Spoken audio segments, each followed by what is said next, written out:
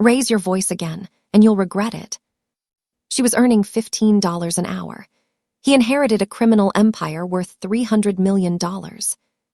When Rocco Valentini raised his voice across the table at Marcello's and screamed at her over an espresso he claimed was cold, every single person in that dining room understood immediately what was happening. They'd all heard the stories.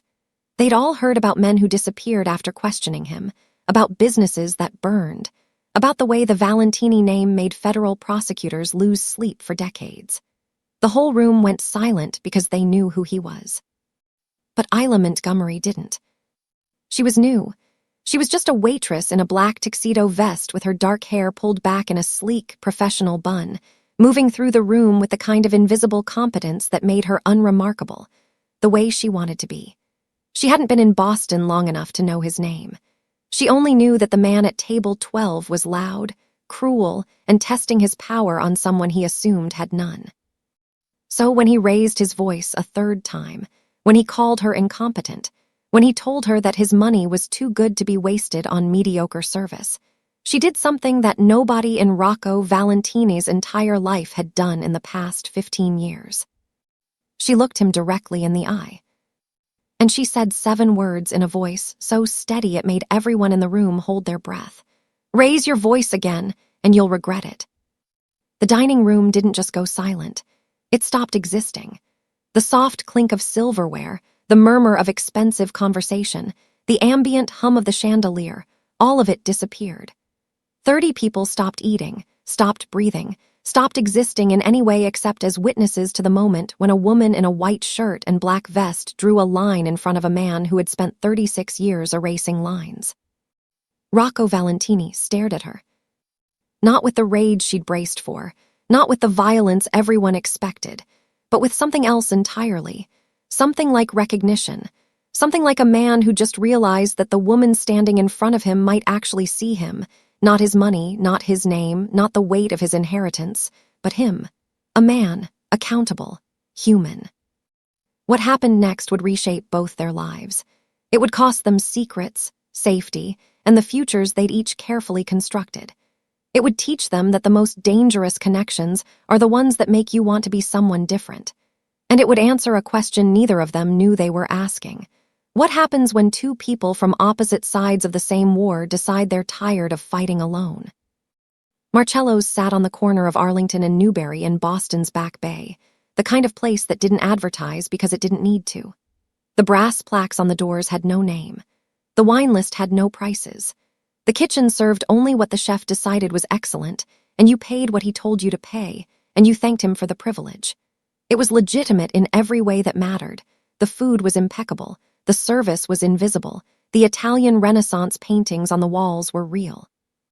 But everyone in Boston understood what Marcello's actually was. A neutral ground. A place where the city's dangerous men conducted business that couldn't be discussed in offices. A restaurant where 3 separate crime families had maintained an uneasy peace for 20 years through the simple agreement that the restaurant itself was sacred ground. The owners didn't advertise. The clientele didn't discuss their conversations. The servers understood, without ever being told, that invisibility was survival. Isla had arrived in Boston 3 years ago with a degree in criminal justice, a federal assignment, and the kind of controlled competence that comes from having lost everything once and being determined to lose nothing again. She worked at Marcello's because it was exactly what her handlers needed, a position that placed her inside the world of the Valentini family without raising suspicion. A waitress could move through dangerous spaces unnoticed. A waitress could listen without appearing to listen. A waitress could disappear into the background of other people's lives. Isla was good at disappearing. She was 27 years old, with dark eyes and the kind of posture that suggested she'd been trained in something more serious than table service. Her uniform, black slacks, white button-down, black tuxedo vest, was impeccable. Her hair was always pulled back in the same sleek bun, the kind of style that communicated professionalism and unavailability. She trained the new servers with the precision of someone who understood that every detail mattered. She could manage a table of 12 without appearing rushed. She could handle a drunk businessman's inappropriate advances with a smile that said no, while her voice remained professional. She'd built her life on the ability to be seen without being noticed. At 8:33 p.m. on a Thursday in June, 3 town cars pulled up to the curb outside Marcello's. The owner, a man named Giuseppe who'd been running the restaurant for 30 years, looked up from the reservation book and went very still. He touched the small cross he wore under his shirt, a gesture Isla had learned to recognize as a warning sign. "Isla," Giuseppe said quietly, "take table 12 and make sure everything is perfect." Table 12 was the center booth, the one with the best sightlines, the one that couldn't be seen clearly from the street. It was the most important table in the restaurant. Isla was already moving. She watched through the window as the men emerged from the cars. 2 bodyguards first, large, expressionless, the kind of men whose only job was to ensure nobody could get close. Then a third man, a man in his mid-30s, wearing a charcoal suit that probably cost more than Isla made in a month. He had dark hair, sharp features, and a jaw that looked like it had been carved from something that didn't apologize. He moved like he'd never once considered whether he was welcome somewhere. He moved like power looked when it learned to walk. Rocco Valentini had been the patriarch of his family for exactly 3 weeks. His father had died under circumstances that nobody discussed, and the organization had fallen to the youngest son, a man who was still grieving, still learning the weight of inherited empire, and still testing whether he possessed the ruthlessness that had made his father legendary. He was about to meet the first person in 15 years who would tell him no. "Never walk directly to a table," Isla said, watching the new server, Marcus, cross the dining room like he was heading to an emergency. "You're not rushing, you're gliding. There's a difference." Marcus froze mid-stride, his training uniform, crisp white button-down, black vest, black slacks, suddenly too formal for the way he was moving. He looked like a man with something urgent to communicate. That was the problem. "Try again," Isla said quietly. "Slower. You move like you have nowhere to be. You move like you belong in the space between the tables." It was 5:47 p.m., 2 hours before service at Marcello's would actually begin. The dining room was empty except for Isla and Marcus, and the ghosts of every dangerous man who'd ever sat at these tables. Marcus was 19, recently hired, and had approximately 48 hours before he either understood the unspoken rules or would be quietly let go.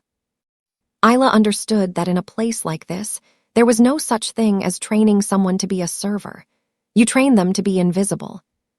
"The men who come here," Isla continued, following Marcus across the room at a distance, "they're not looking at you, but they notice everything, how you move, how you stand, whether you seem like you're listening.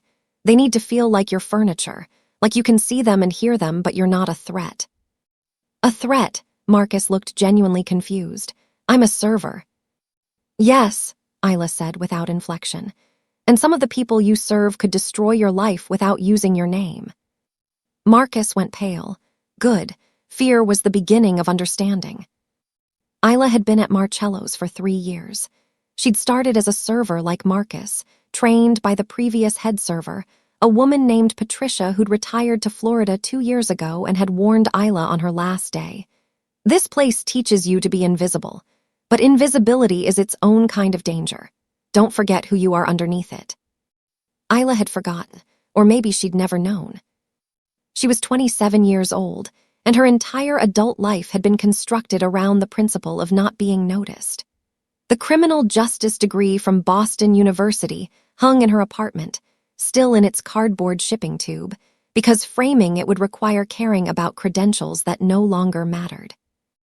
Her mother lived in an assisted living facility in suburban Massachusetts, $3, $500 a month for a clean room and competent nurses who would call if anything changed. Isla paid that from the $15 an hour she earned as a server, plus tips, plus the government stipend that the DEA deposited into an account under a name that wasn't quite hers.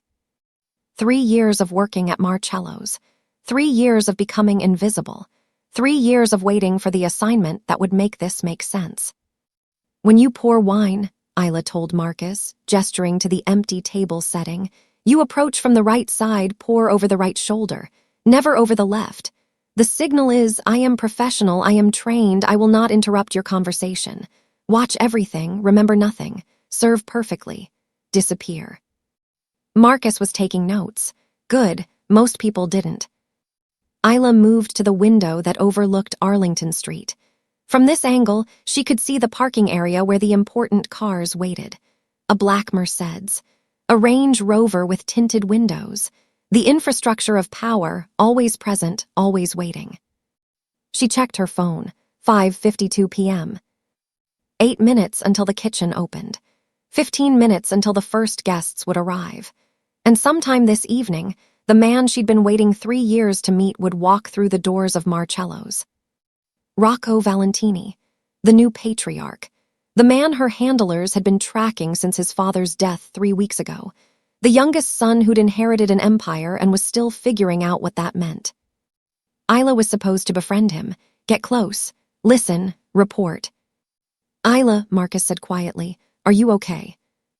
She'd been staring out the window too long.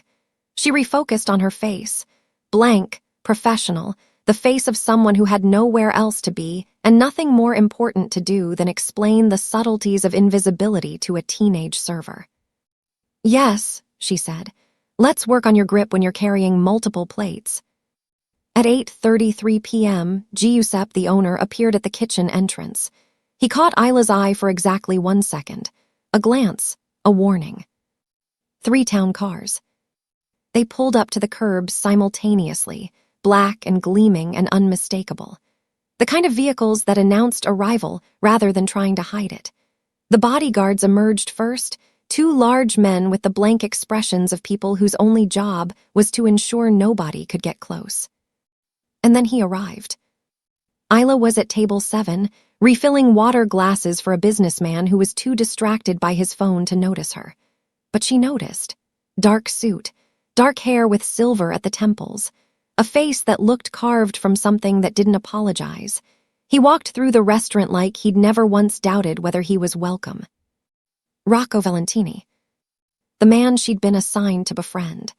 The man whose family had built an empire on things that made federal prosecutors lose sleep.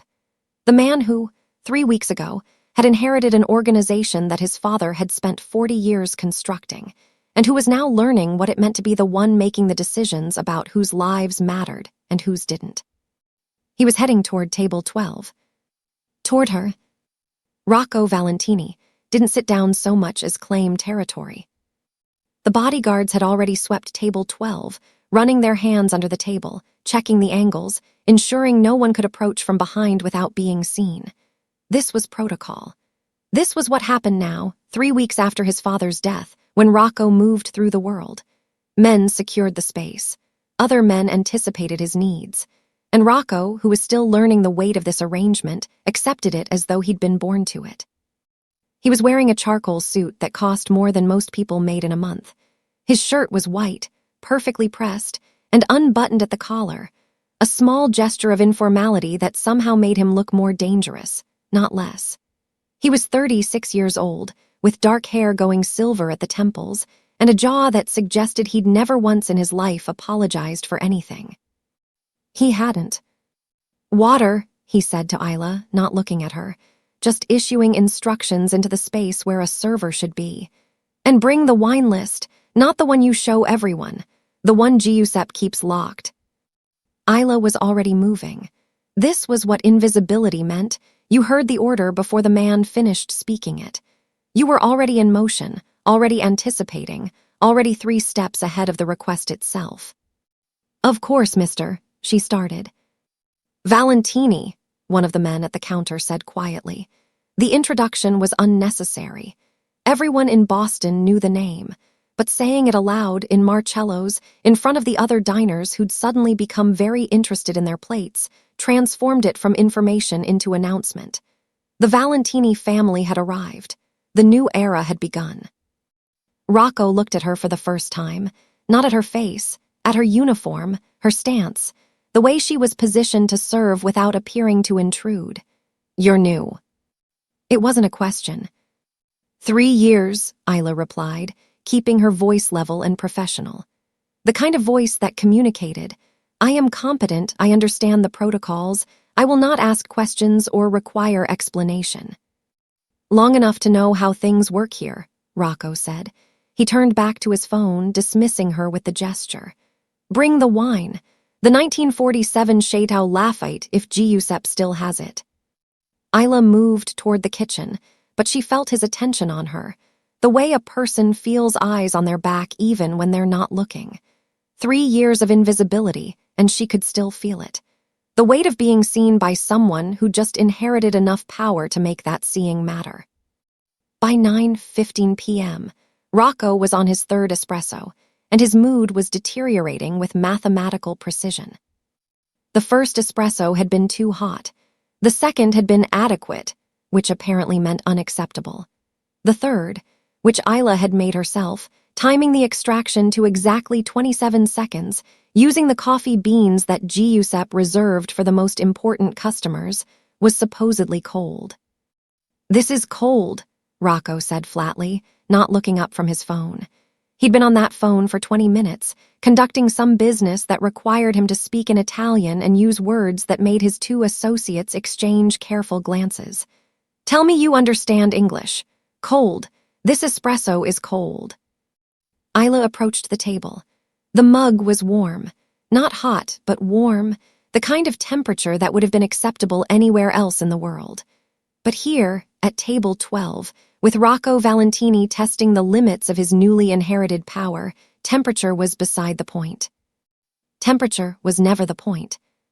"I apologize," Isla said carefully. "I just made it should be." "I don't care what it should be," Rocco interrupted. His voice didn't rise. That was the dangerous part. It stayed perfectly level, perfectly controlled, while communicating absolute certainty that his words were law. "I'm telling you it's cold.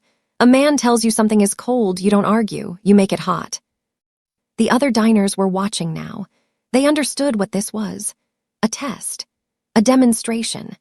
The new boss establishing that the rules that had applied under his father's regime, rules about civility, about respect for service staff, about the invisible contract between the powerful and those who served them, were being renegotiated. Isla set down her notepad slowly. She met his eyes, not with fear, with something else entirely. "Raise your voice again," she said quietly, "and you'll regret it." The dining room went silent. Rocco Valentini stared at her, and for the first time in 3 weeks of grieving his father, testing his power, and learning the weight of inheritance, he felt something he hadn't expected to feel. Curiosity. The silence didn't break, it deepened. Rocco Valentini stared at Isla Montgomery like she'd just spoken in a language he'd never heard before. His hand, which had been holding the espresso cup, went very still. His associates, the men who'd been monitoring the room for threats, shifted slightly, uncertain whether this qualified as a situation requiring intervention. It did not. Rocco raised one finger, barely perceptible, and both men settled back into invisibility. "Leave the cup," Rocco said quietly. Isla didn't move. "I'm keeping it," he continued, his voice dropping further. "But you should know that in 3 weeks, no one, and I mean no one, has spoken to me that way." "I'm aware," Isla replied, her voice perfectly level. She'd been trained for many scenarios. She'd been trained for fear, for deference, for the careful navigation of dangerous men. She hadn't been trained for whatever this was. "I apologize if I overstepped." "You did," Rocco said, but he wasn't angry. He was studying her like a man who just encountered something he couldn't immediately categorize. "But you knew you would. That's the interesting part." He set the espresso cup down carefully on the white tablecloth. It sat there between them like evidence. "Sit," he said. "I'm working," Isla replied automatically. The professional deflection, the invisible boundary, the way you said no without actually saying the word. "I know you're working. Sit anyway." Isla glanced toward the kitchen, where Giuseppe was deliberately not watching this interaction. She pulled out the chair across from him and sat, not comfortably, not like she belonged there, like she was balancing on the edge of a decision she hadn't finished making. "My father died 3 weeks ago," Rocco said, not as an explanation, but as a statement of fact. Not from natural causes, though that's what the official story says. He died because he was 72 years old and running an organization that required him to be omniscient and infallible. He died because power is exhausting. He died because he never learned that raising his voice at people was easier than actually listening to them. Isla said nothing. She understood that this wasn't a conversation. This was a man in the process of being honest with someone for possibly the first time in weeks. The people around me now, Rocco continued, not looking at her but at the espresso cup, they treat me like I'm him, like I'll become him if I just wait long enough. They expect me to be ruthless, impatient, angry at things that don't matter, so I've been testing it, trying it on like a suit and seeing if it fits. He finally looked at her. His eyes were different now, not calculating, not testing power, just tired. "It doesn't fit," he said. "And you're the first person in 3 weeks who's told me that I shouldn't try to make it fit." "I didn't tell you that," Isla said carefully. "I told you not to raise your voice at me." "Yes," Rocco agreed. "You did, which is exactly what I needed to hear." The other diners had returned to their meals, understanding that the drama was over, that what was happening now was something else entirely, something private, something that didn't require an audience. But Isla could feel the weight of their attention still. The knowledge that everyone in Marcello's would know about this by morning. The new Valentini boss, brought to accountability by a waitress in a black tuxedo vest. "What's your name?" Rocco asked. "Isla," she replied. "Isla," he repeated, like he was filing it away. "I'm sorry, for the voice, for the assumption, for testing power on someone who was just trying to do her job." It was an apology, not the kind that required forgiveness, the kind that acknowledged understanding. "You're welcome," Isla said, because there was nothing else to say. Rocco leaned back in his chair, studying her with an intensity that suggested he'd just realized something important, something that would require time to process. "Bring me a fresh espresso," he said finally, "and join me for dinner. I think we should talk." It started 3 days after the espresso incident. Rocco arrived at 8:15 p.m. on a Tuesday, sat at table 12, ordered nothing, and watched Isla work for 2 hours.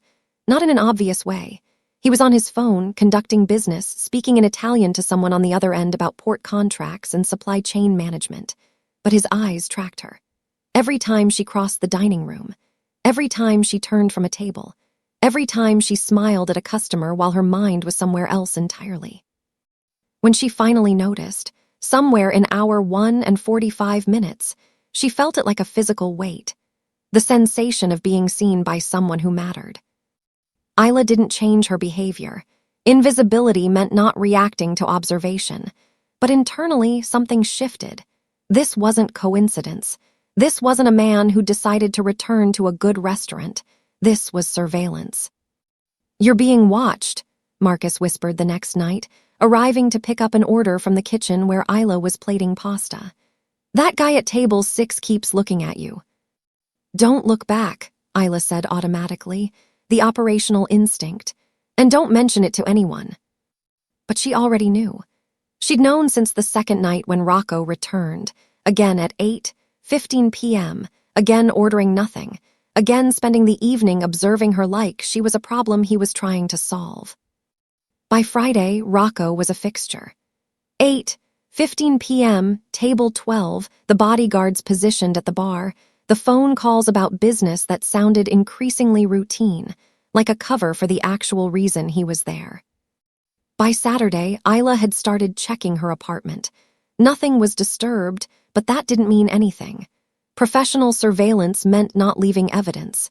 It meant knowing everything without showing you knew. She texted her handler on a burner phone. Subject showing unusual interest, requesting guidance. The response came back within an hour. Maintain cover. Continue normal operations. Report any direct contact. Direct contact came on Sunday. The restaurant had closed at 11 p.m. Isla was helping the kitchen staff clean, moving through the ritual of closing that took another hour. She'd texted her mother earlier, her mother who lived in assisted living and who Isla called every day, even though those calls cost money and she was trying to save.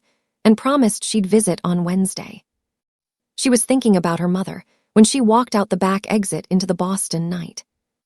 Rocco was standing by her car. Not threatening, not blocking her path, just standing there in a black coat, hands in his pockets, waiting like he'd known exactly when she'd emerge. "You have a 2012 Honda Civic," he said without preamble. "Massachusetts license plate 4LKJ92. You live in an apartment in Dorchester.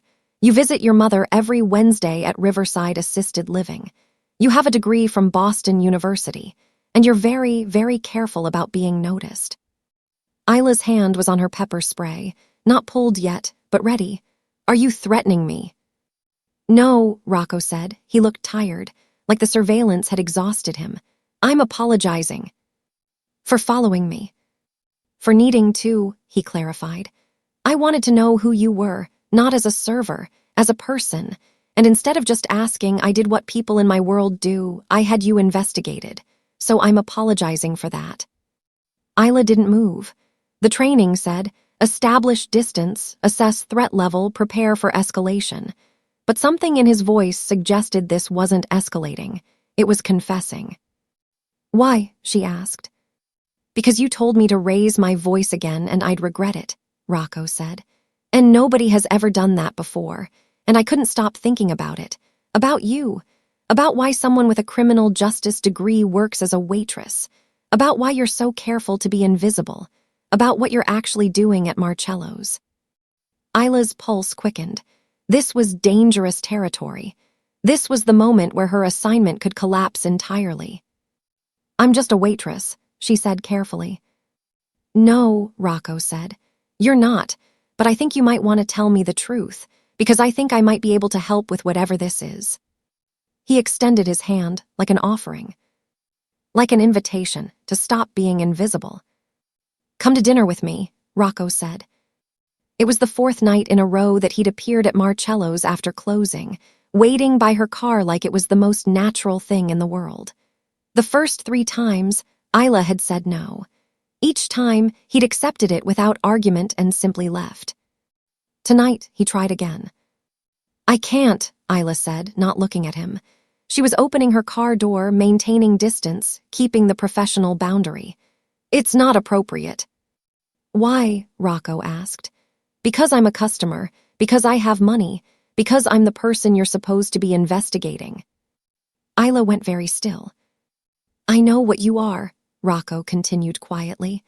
"I know you're federal, I don't know what agency, but I know you're undercover, and I know that having dinner with me would compromise that, so I'm asking you anyway." "That's insane," Isla said, but her voice had changed. The professional mask had cracked slightly. "It is," Rocco agreed, "but I'm going insane, so we're even." They had dinner on the 5th night at a restaurant in the North End that Rocco owned but didn't frequent publicly. A private room, no witnesses, no one to report back to anyone else. Isla wore civilian clothes for the first time in 3 years, jeans, a simple black sweater, her hair down instead of pulled back. She looked like a different person. Like someone who wasn't built entirely from operational requirements. "Tell me about your doubts," Isla said, after they'd ordered. She was operating now, conducting an interview even while trying not to. The training didn't turn off just because the setting had changed. Rocco looked at her for a long moment. "You're still working." "Yes," she admitted, "but I'm also curious." He seemed to accept this as honest. "The federal investigation is closing in. They're building something, RICO, probably. My brother is panicking. My sister is moving money. And my father's last words to me were about expanding operations into trafficking networks." Isla's expression didn't change, but something hardened in her chest. This was the kind of information her handlers wanted. This was the assignment succeeding. "And you don't want to," she said. "No," Rocco confirmed. "I inherited an empire I didn't ask for, and now I'm supposed to expand it into something my father was already guilty of. And I keep thinking about you, telling me to raise my voice again and I'd regret it. And I think, what if everything I've inherited is something I'll regret? What if the only way to not become my father is to stop trying to be him?" Weeks of conversations followed. Sometimes at the restaurant after closing. Sometimes at the private location in the North End. Sometimes just 5 minutes of conversation while she was clearing his table at Marcello's, her hand steadying the espresso cup while he spoke in low tones about the weight of inherited obligation. He told her about the federal investigation getting closer, about his father's death still feeling suspicious, about the pressure from his brother to expand operations, about his sister's money laundering protocols, about how much of the organization's wealth came from sources he'd rather not acknowledge. And Isla listened, not as an agent gathering intelligence, as a person witnessing another person's genuine moral crisis. "Why are you telling me this?" she asked one night, sitting at a corner table in the empty restaurant, both of them pretending this wasn't happening. "Because you're the only person who's ever made me accountable," Rocco said. "And because I think I need to be. I think I need someone to tell me if I'm becoming him. I think I need you to tell me the truth." Isla felt something shift inside her. Something that had nothing to do with her assignment and everything to do with the man sitting across from her, carrying a weight he couldn't put down, looking for a way to be different. "If I tell you the truth," she said carefully, "it will destroy everything." "I know," Rocco said, "but it's already destroyed. I just need someone to help me see it clearly." That night, Isla texted her handler. "Target is actively questioning the organization. He's vulnerable, ready to move forward with operational objectives."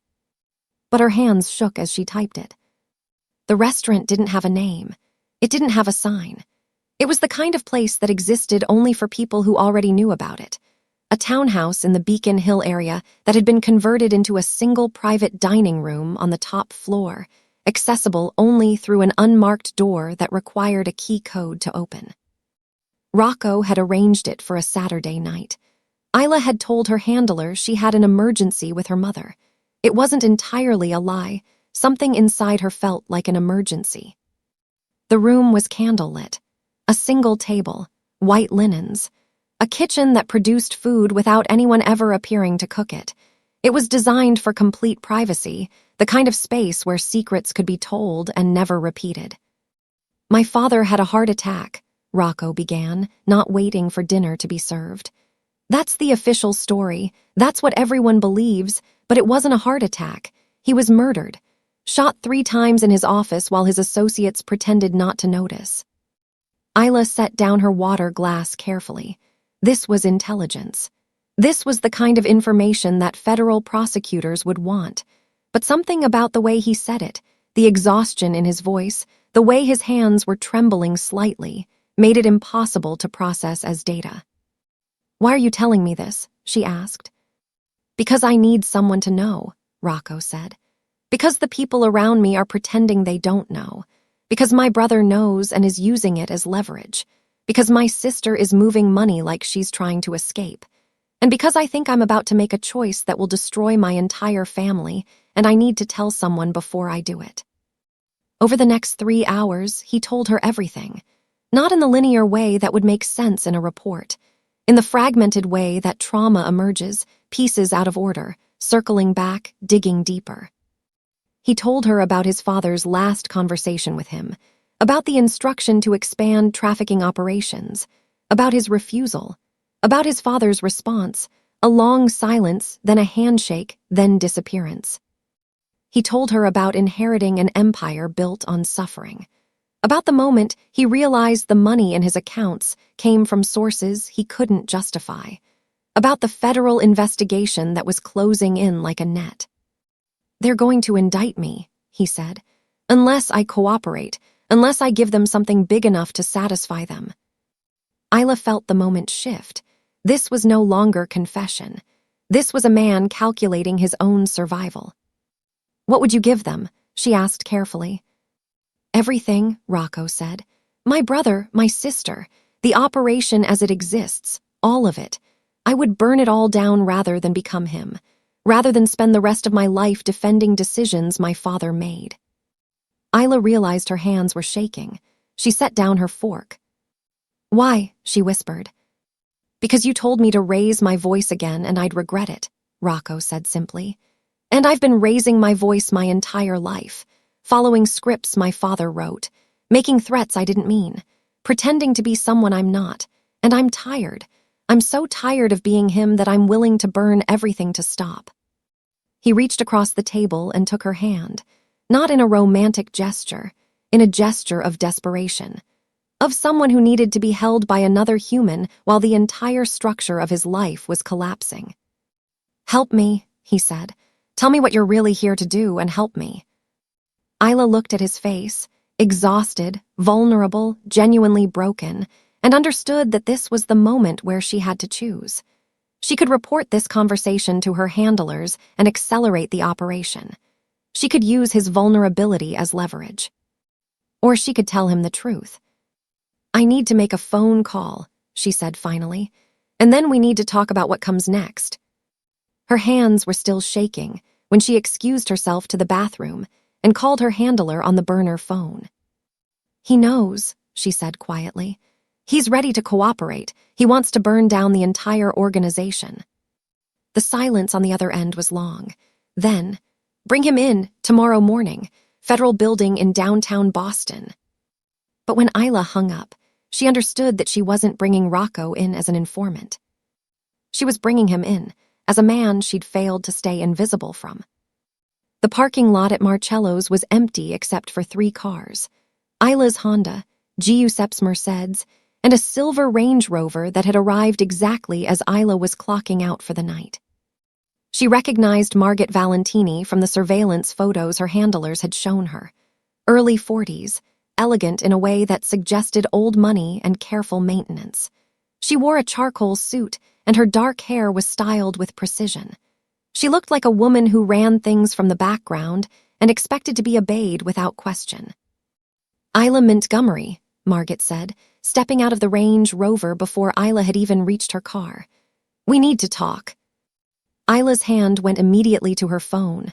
Protocol, record everything. But Margot raised a hand, not threatening, just a gesture. "I'm not here to hurt you," Margot said. "I'm here to tell you something your handler probably didn't think was important enough to mention." Isla went still. "Your brother," Margot continued, moving closer. "Daniel Montgomery, DEA, undercover in our organization for 3 years, 2016 to 2019. The world didn't stop. That's what surprised Isla most. It kept rotating. The stars stayed in the sky. The parking lot lights kept humming. Everything kept existing while her entire understanding of her assignment collapsed. "He was killed on my father's order," Margot said quietly. "Disposed of like garbage in the warehouse district.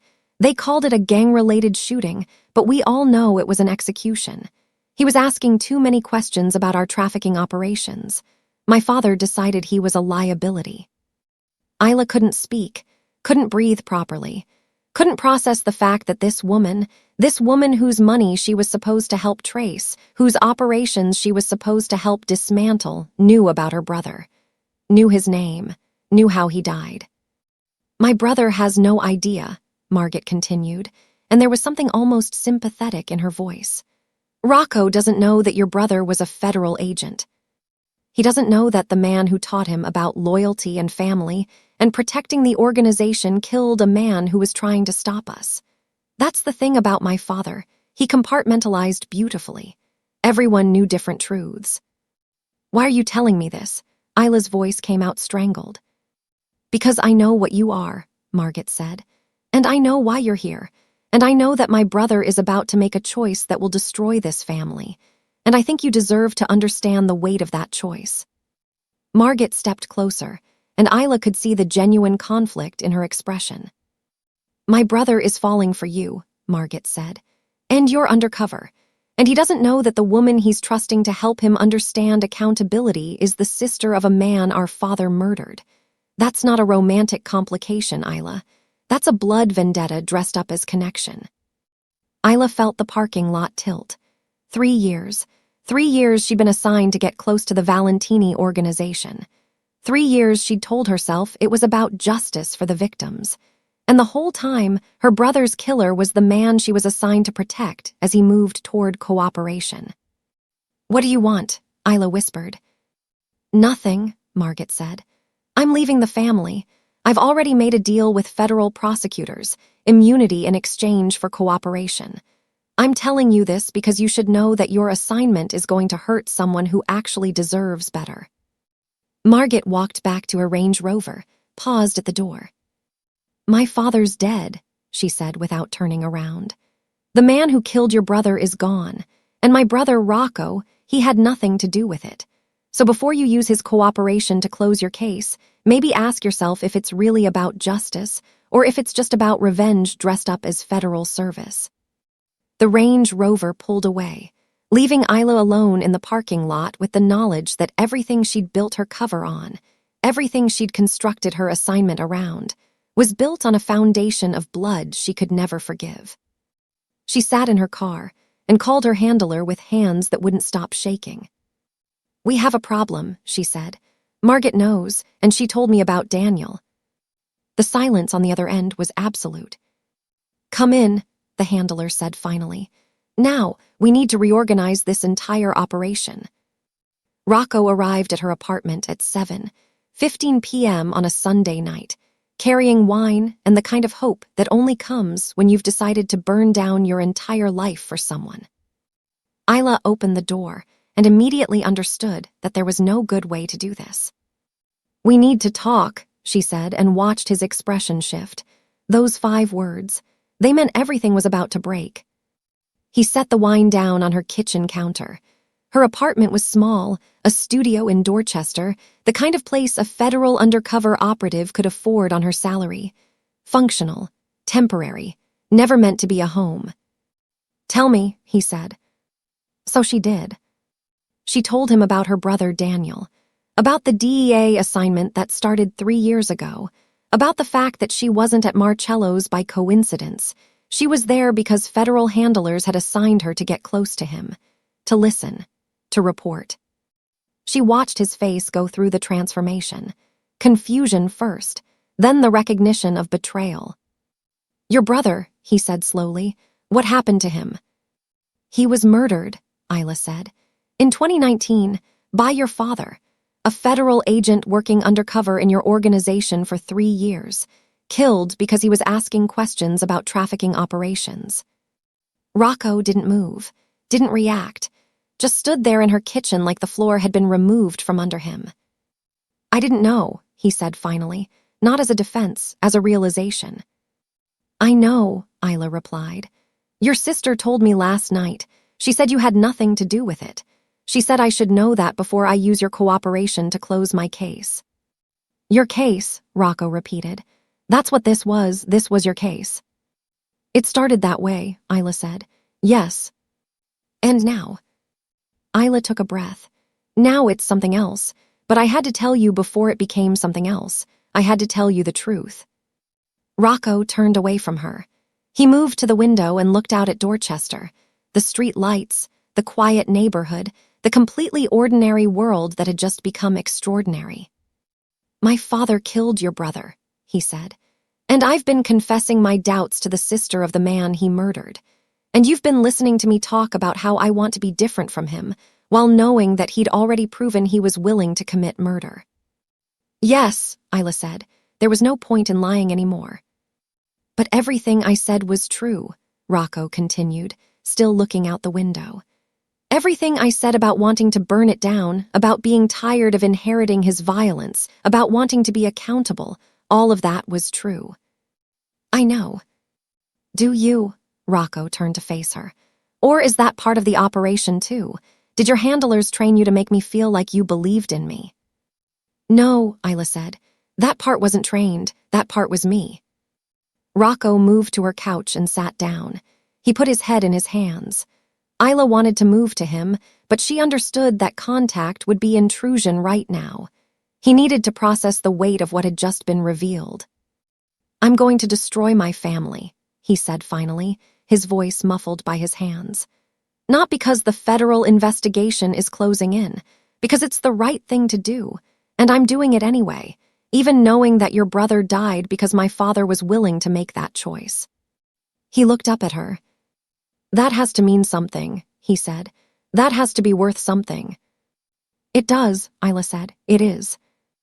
Rocco pulled out his phone, His hands were shaking. "I'm calling my lawyer," he said. "I'm telling him to contact federal prosecutors tomorrow morning. I'm going to give them everything." He dialed. He spoke in Italian to someone on the other end. He said words that sounded like finality, like a man closing a door on his entire inheritance. When he hung up, the silence between them was absolute. "I need you to understand something," Rocco said quietly. "I'm doing this for my brother, the one who's alive. I'm doing this because I'm exhausted. I'm doing this because you were right. But I'm also doing this knowing that your brother died because my family chose power over humanity." He paused. "I'm choosing differently. I hope that matters." 2 months later, the Valentini organization didn't collapse in a day. It collapsed in a series of coordinated federal actions that took place over 72 hours in early September. Rocco's brother, Anthony, was arrested at his home in Milton at 6:47 a.m. on a Wednesday. 17 counts of racketeering, money laundering, human trafficking, and conspiracy to commit murder. The federal prosecutors had everything they needed because Rocco had given them everything: decades of operations, financial records, names of associates, locations of properties, the entire infrastructure of the family business. Margaret accepted a cooperation deal. She would testify in exchange for immunity and a new identity. She called Rocco before disappearing, thanked him for making the choice she didn't have the courage to make. The rest of the organization scattered. Men who'd been loyal to the Valentini name for 30 years disappeared into the background, understanding that the structure they depended on was collapsing, and fast. And Rocco, who'd spent his entire life being prepared to inherit an empire, prepared instead to testify against it. Isla left her federal assignment on the 43rd day after their conversation in her apartment. Her handler had wanted her to stay undercover, to continue documenting Rocco's cooperation, to ensure that everything he was providing remained reliable. But she refused. "I'm done," she'd said. "This operation is complete. Rocco is cooperating. You have what you need. I'm leaving." The handler tried to push back. It was federal service. She didn't get to just leave. But something had shifted in Isla that couldn't be shifted back. She'd spent 3 years being invisible. She'd spent months being present with Rocco while investigating him. She'd spent one terrible conversation revealing the truth that made everything real. She wasn't going back into invisibility. So on a Tuesday evening in September, 2 months after the coffee complaint that had changed everything, Rocco and Isla stood in Marcello's restaurant after closing. Giuseppe had given them the key. The kitchen was dark. The dining room was silent except for the ambient hum of the chandeliers. Table 12 was exactly as it had been: white linens, place settings, a water glass waiting to be filled. "Do you remember?" Rocco asked. "Every detail," Isla said. "I was testing power." Rocco continued. "I was grieving and angry and trying to become my father because I didn't know how to become myself. And now I'm testifying in 3 weeks," Rocco said. "My brother gets 15 to 20. My father's legacy is being dismantled, and I get to figure out who I am when I'm not inheriting anything." He walked to table 12 and sat down. "Sit with me," he said. Isla pulled out the chair and sat across from him, the same position as that first night, when she'd confronted him over an espresso he'd claimed was cold. "I didn't kill your brother," Rocco said quietly, "but I inherited the system that did, and I spent the first 36 years of my life accepting that as the price of power." "And now?" Isla asked. "Now I'm paying a different price," Rocco replied. "Testifying against my family, losing everything my father built, understanding that power costs more than money." He reached across the table and took her hand. "But none of that changes the fact that you were undercover," he said. "That you were assigned to befriend me, that the first thing between us was a lie." "Yes," Isla acknowledged. "So how do we move forward?" Rocco asked. "How do we build something real when we started from deception?" Isla looked at their hands across the table. 2 people from opposite sides of a war, finally standing still long enough to see each other completely. "I don't know," she said honestly. But I know that for the first time in 3 years, I'm not invisible. And I know that you're choosing accountability instead of power. And I know that my brother's death meant something, even if it doesn't mean we get a simple ending. We don't get a simple ending, Rocco agreed. No, Isla said, but maybe we get a real one. Rocco leaned back in his chair and looked at the woman who'd told him to raise his voice again, and he'd regret it. The woman who'd changed his life not through love, but through accountability. The woman who'd been invisible her entire life and was finally being seen. I don't regret it, he said. Any of it, not the confrontation, not the confession, not the truth. I don't regret any of it. Rocco Valentini didn't become good. He became accountable.